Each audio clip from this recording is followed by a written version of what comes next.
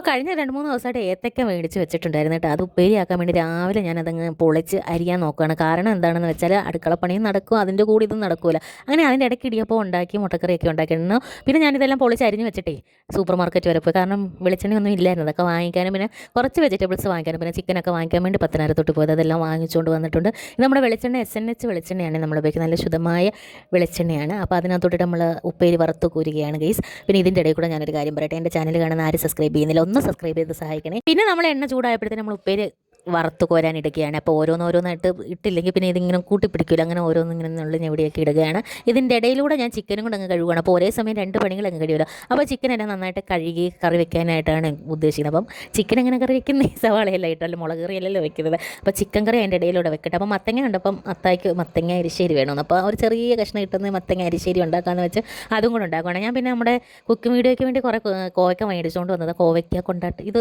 ഉണ്ടാക്കാനായിട്ട് സദ്യക്കൊക്കെ അടിപൊളിയാകും. പക്ഷേ എനിക്ക് ഓണത്തിൻ്റെ സമയത്ത് എൻ്റെ വീഡിയോ ഒന്നും ഇടാൻ പറ്റിയില്ല. അപ്പോൾ നമ്മൾ ഈ കോവയ്ക്കകത്തെ കോൺഫ്ലവർ, മുളക് പൊടി, മഞ്ഞപ്പൊടി, ഉപ്പും കൂടി ഇട്ട് പുരട്ടി നീളത്തിയിട്ട് വറുത്ത് കോരിയെടുത്ത് നല്ലൊരു കൊണ്ടാട്ടൻ ഇതായിട്ട് നല്ല ടേസ്റ്റാണ് കേട്ടോ. അതിൻ്റെ ഇടയ്ക്ക് കൂടെ നമ്മൾ ചിക്കൻ കറി വെക്കുന്നുണ്ട്, അടുത്തിടയിൽ നമ്മൾ മത്തങ്ങ എരിശ്ശേരി വെക്കുന്നുണ്ട്. പിന്നെ മത്തങ്ങ എരിശ്ശേരിക്ക് നമ്മൾ കടുകെല്ലാം താളിച്ചൊഴിക്കുകയാണ്. എന്നിട്ട് ഞാനാണെങ്കിൽ വെണ്ടയ്ക്ക കുറച്ചെടുത്തിട്ട് വെണ്ടയ്ക്ക പച്ചടി ഉണ്ടാക്കുന്ന വീഡിയോയും കൂടെ എടുക്കാനാണ് എടുത്തത്. അപ്പോൾ വെണ്ടയ്ക്ക പച്ചടിയുടെ വീഡിയോ ഒക്കെ ഞാൻ ഓൾറെഡി കുക്കിംഗ് ചാനലിൽ ഇട്ടിട്ടുണ്ട് കേട്ടോ. അപ്പോൾ നമ്മൾ മത്തങ്ങ എരിശ്ശേരിയും ചിക്കൻ കറിയൊക്കെ റെഡി ആവുന്നുണ്ട് കേട്ടോ. അപ്പോൾ ഇന്നാണെങ്കിൽ ആബിദിൻ്റെ പള്ളിയിലെ 2ാമത്തെ ദിവസത്തെ പരിപാടി നടക്കുകയാണ്. അപ്പോൾ അത് കലാപരിപാടികളാണ് അവിടെ നടക്കുന്നത്. അപ്പോൾ അതിൻ്റെ ഇടയ്ക്ക് എനിക്ക് അവിടെയും കൂടെ പോകണം. ഞാൻ വൈകിട്ടാണ് പിന്നെ പോയത് കേട്ടോ, രാവിലെ പോയില്ല. അങ്ങനെ നമ്മുടെ കോവയ്ക്ക മെഴുക്ക് പുരട്ടി കഴിഞ്ഞു. നമ്മൾ പിന്നെ വെണ്ടയ്ക്ക പച്ചടിയും കൂടെ വെക്കുന്നുണ്ട്. അങ്ങനെ എല്ലാം റെഡിയായി. ഉച്ചയ്ക്ക് എല്ലാവർക്കും റെഡിയാക്കി കൊടുത്തു കേട്ടോ.